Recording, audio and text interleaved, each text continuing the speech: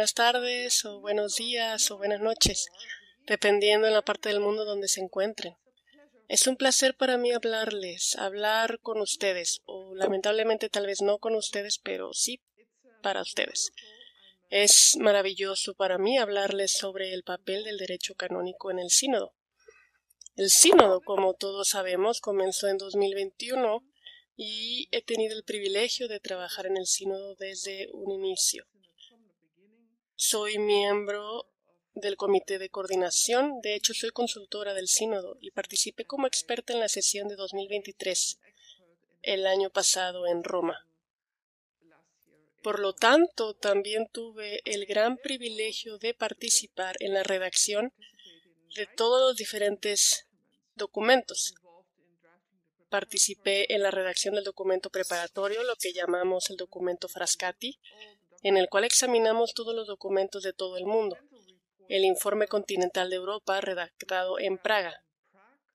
Tuvimos una reunión maravillosa en Praga, con mucha gente participando tanto en persona como en línea.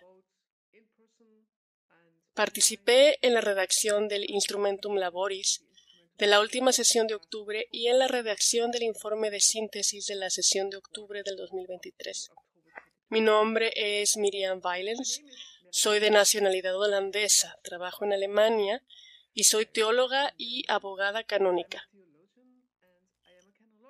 Ser abogada canónica es sorprendente para muchas personas, que como mujer pues sea una abogada canónica. Soy profesora universitaria y estoy enseñando en la parte este de Alemania y me preguntan, ¿cómo es que eres una abogada canónica? Bueno, para mí el sínodo actual está reuniendo todo lo que he estado haciendo en toda mi vida. Así que cuando era joven me sentí atraída a estudiar teología, pero muy pronto, cuando comencé a estudiar el Vaticano II, me hice la pregunta, wow, este es un texto realmente hermoso y los cambios que la Iglesia ha hecho durante el concilio son tan profundos y avanzados, pero ¿cómo estos cambios que terminaron en documentos, cómo es que se implementarán en mi comunidad? ¿Qué significa eso realmente para mi parroquia, en mi pequeña ciudad en los Países Bajos? ¿O qué significa realmente para la gente que me rodea en mi escuela, en la universidad? ¿Cómo se vive siendo católicos? ¿Cuál es realmente el impacto? ¿Y qué se necesita para pasar de una idea a algo en concreto? Y descubrí que el derecho canónico tiene algo que ver con esto. Y no me sorprendió mucho, a decir verdad, pero al mismo tiempo me emocioné mucho cuando leí todos los documentos del sínodo. Cuando vi que personas de todo el mundo estaban realmente muy entusiasmadas con este proceso sinodal. Pero al mismo tiempo, también son muy realistas porque están pidiendo estructuras canónicas que les ayuden y ayuden a la Iglesia a implementar la visión que está saliendo a la luz, por así decirlo, en el sínodo actual mientras caminamos todos juntos. La gente dice que no es suficiente hablar de ello. Debemos ver que esto encuentre donde apoyarse, un estímulo a través de las estructuras canónicas que tenemos como Iglesia. Y la petición más repetida a lo largo de todo el proceso en los últimos 3 años ha sido una petición, una llamada a tener consejos pastorales diocesanos y parroquiales, y no solo como están en la ley actual como facultativos, sino para tenerlos como instituciones obligatorias. Hablaré un poco más sobre esto en un minuto, porque con este ejemplo es realmente posible mostrar cuánto en el sínodo todo esto, en estas dos instituciones, el Consejo Pastoral Diocesano y Parroquial, cómo básicamente se forma el sínodo. Entonces, ¿por qué la gente pide disposiciones canónicas?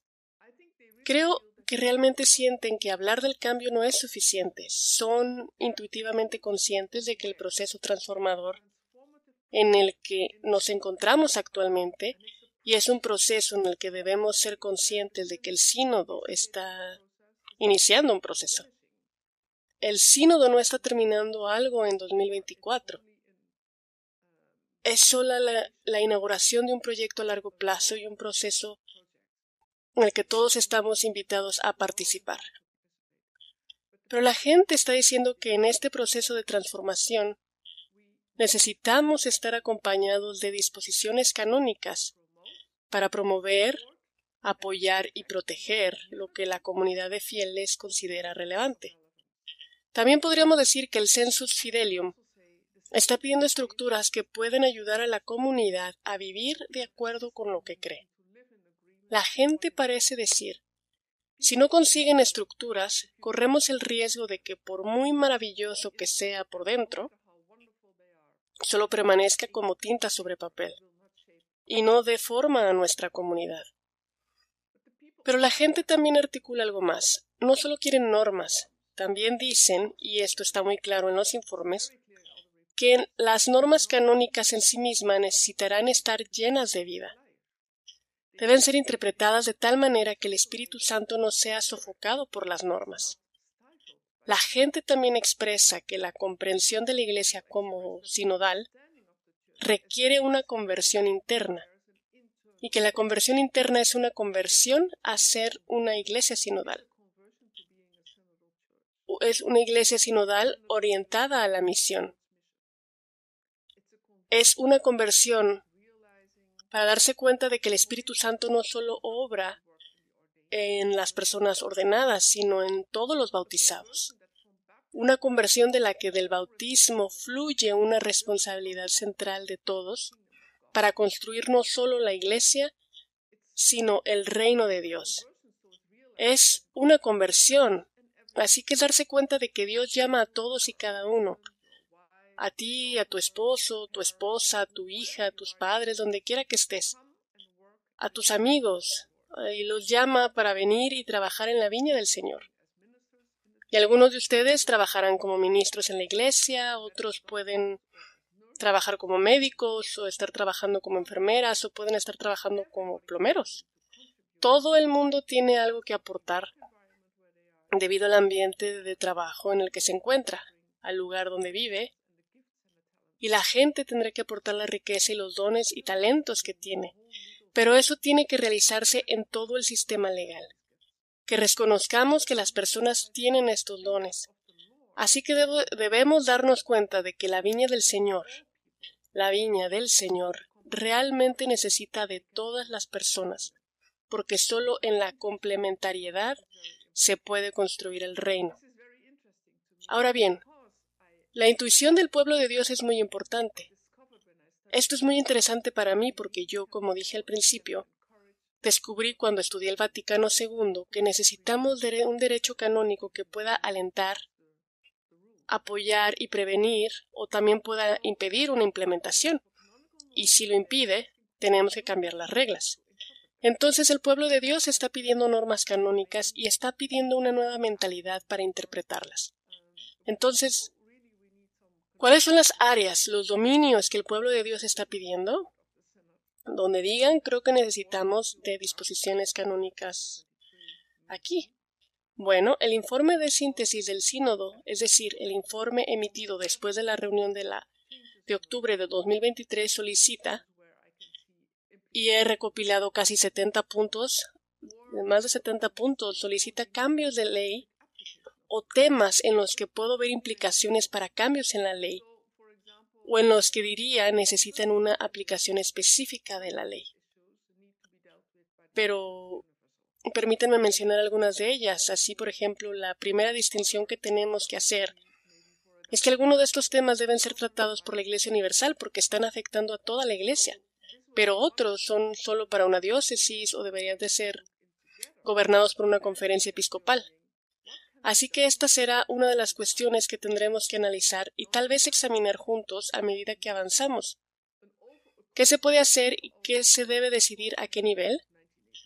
Ahora bien, un ejemplo de algo para la Iglesia Universal es un llamado a una revisión general del Código de Derecho Canónico de 1983. y el Código para las Iglesias Orientales, promulgado en 1990. Hay un llamado general para que los consejos pastorales diocesanos sean obligatorios, y eso sería algo que podría insertarse en la legislación actual, porque actualmente solo el canon está diciendo que si las circunstancias pastorales sugieren que tal concilio puede existir, en realidad, tal frase necesita interpretación. ¿Qué quiere decir cuando decimos que las circunstancias pastorales sugieren tener o no un consejo pastoral diocesano? ¿Cuáles son los criterios para ello? De todos modos, una vez que lo tengamos como obligatorio, todavía necesitamos los estatutos de estos consejos pastorales diocesanos. Por lo tanto, el obispo tendrá que emitir los estatutos y eso es algo que se debe hacer a nivel local. Y diré un poco más sobre eso en un minuto. Hay un llamado general para que se establezcan nuevos ministerios y creo que debería haber una legislación general de que esto se puede hacer. Pero, ¿qué ministerios se van a desarrollar y crear? Creo que ese es un asunto de la iglesia local. Por ejemplo, se puede ver que ya hay diversidad. Tenemos el diaconado permanente, que está muy desarrollado en otras partes de Europa y en América del Norte y también en Australia y Nueva Zelanda. Pero en realidad no despegó en África. En el norte de Europa tenemos muchos agentes pastorales laicos. Son personas con una cualificación teológica completa, pero que no existen en otras partes del mundo. Aprendí de mis alumnos que hay catequistas en la India, en África y, bueno, pues no tenemos catequistas en Europa. En algunos países ahora vemos un ministerio para personas moribundas y un ministerio para las personas que presiden funerales, así que vemos que hay diferentes necesidades y diferentes posibilidades. Por lo que no hay necesidad de hacer todo eso para la Iglesia Universal, pero tendría que ser discernido. ¿Qué necesitamos en nuestra Iglesia? ¿No es un tema hermoso, en realidad, para el Consejo Pastoral Diocesano discernir juntos, preguntarse qué ministerios podemos desarrollar, qué ministerios necesitamos y qué personas tenemos disponibles para convertirse en ministros de estos ministerios? Otro ejemplo de una disposición que gobierna la relación, que rige un tema que concierne a toda la Iglesia, es la relación entre los obispos y los que viven en la vida consagrada. Ya hay un documento que se publicó hace muchos años, y se está revisando en este momento, pero el sínodo dijo muy claramente, sí, ustedes, la Santa Sede, revisaron esto y aparentemente está listo un borrador, pero nos hubiera gustado que esto se hubiera hecho junto con nosotros, es decir, de manera sinodal. No hables de nosotros, no nos legisles, hazlo con nosotros. A medida que avanzamos, ya podemos ver cómo en el proceso legislativo mismo involucramos a la gente y actuamos de manera sinodal. Y la ley actual no lo prohíbe. Puede decir quién es el legislador, pero no dice o no prohíbe que el resto del pueblo de Dios participe. El informe de síntesis del sínodo y también los informes anteriores ciertamente piden mejores estructuras canónicas para responsabilizar a los líderes, rendir cuentas no solo a Dios o al Papa, sino a la comunidad. Los líderes están llamados a servir y los asuntos de los que deben rendir cuentas y las disposiciones que tenemos que tomar son en el dominio de las finanzas, cómo se toman las decisiones con respecto a decisiones administrativas de personal. Por lo tanto, podemos ver una serie de cuestiones para las que sería necesaria esta rendición de cuentas, pero necesitamos estructuras que prevean la rendición de cuentas. Hasta ahora he hablado de leyes, pero las leyes son solo una cosa, y otra área es realmente la aplicación de la ley, porque la ley en sí misma es insuficiente. Y el pueblo de Dios se ha dado cuenta de esto cuando dijo que necesitamos una conversión. Volvamos al Consejo Pastoral Diocesano que, aunque en el futuro será obligatorio, seguirá necesitando estatutos, como ya he dicho. Y los estatutos siguen siendo una ley en sentido estricto, pero también hay que aplicar los estatutos. El Consejo Diocesano y Consejo Parroquial son realmente dignos de atención porque los estatutos son un ejemplo interesante. Los sínodos hasta ahora en todo el mundo piden una iglesia más inclusiva. Personas que viven en los márgenes, personas que de otra manera no tienen voto y no tienen voz. La participación de las mujeres debe aumentar, por lo que la legislación actual no es tan mala como podría ser su reputación. Si tienen oportunidad, pueden ir incluso a Internet y consultar el Código de Derecho Canónico, y en el Canon 502 encontrarán cómo se ha de componer este cuerpo. Y este legislador es muy sabio, dice que los fieles cristianos que son designados para un consejo pastoral deben ser seleccionados de tal manera que reflejen verdaderamente toda la porción del pueblo de Dios que constituye la diócesis. Reflejan verdaderamente toda la porción del pueblo de Dios. Y luego continúa diciendo, teniendo en cuenta las diferentes áreas de la diócesis, así que tendríamos el área rural, la ciudad, tal vez las áreas más pobres, las áreas más ricas. Luego dice las condiciones sociales y las profesiones y el papel que tienen en el apostolado, ya sea individual o en conjunto con otros. Así que el canon no es tan malo, pero ahora se necesitan estatutos que reflejen eso. Y, por ejemplo, yo he mencionado varias veces, sí tenemos reuniones ahora en Roma en las que se invitan a las mujeres, como tuvimos en el sínodo en el 2023. No hay objeción para que un obispo escriba en los estatutos que un cierto número de mujeres debe estar en el Consejo Pastoral Diocesano. Entonces, una vez que se tienen estos estatutos, hay que pensar en lo que se va a discutir allí. Y el canon, de nuevo, no es tan malo como a veces podría parecer. El Consejo debe investigar, considerar y proponer conclusiones prácticas sobre cuestiones que se refieran a obras pastorales en la diócesis. Bueno, esta es una frase muy abierta que se encuentra en el Canon 511 del Código Latino. Investigar, considerar y proponer conclusiones prácticas sobre las cuestiones que atañen obras pastorales en la diócesis.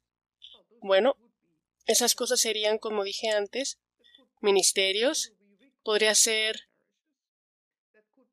cómo reconfiguramos nuestras parroquias, o podría ser qué hacemos con nuestras escuelas, hacia dónde vamos, cómo vamos a gastar el dinero que tenemos. Por lo tanto, el Consejo de Finanzas será responsable de las finanzas que se tienen, pero ¿qué es lo que hay? ¿Cuál es la prioridad que podría ser discutida por el Consejo Pastoral Diocesano? Ya estoy llegando al final de mi presentación, lo cual es una lástima, pero así es la vida. Realmente quiero invitarlos a que sean creativos, a pensar con originalidad, si es que quieren, y a ver cómo juntos, ustedes y otras personas con las que trabajan, cómo pueden dar vida a lo que ya está en la ley actual. Y también cómo podemos comprometernos con sus obispos, con los líderes de su comunidad, con su párroco. ¿Qué pueden hacer a nivel local para convertirnos en una iglesia más sinodal? Creo que el derecho canónico actual no nos impide dar ningún paso sobre esto. Sí, estos organismos como consejos diocesanos y pastorales no son obligatorios en este momento, pero no hay razón para no tenerlos. Les deseo todo lo mejor en su trabajo, en su compromiso y espero que den muchos frutos. Muchas gracias.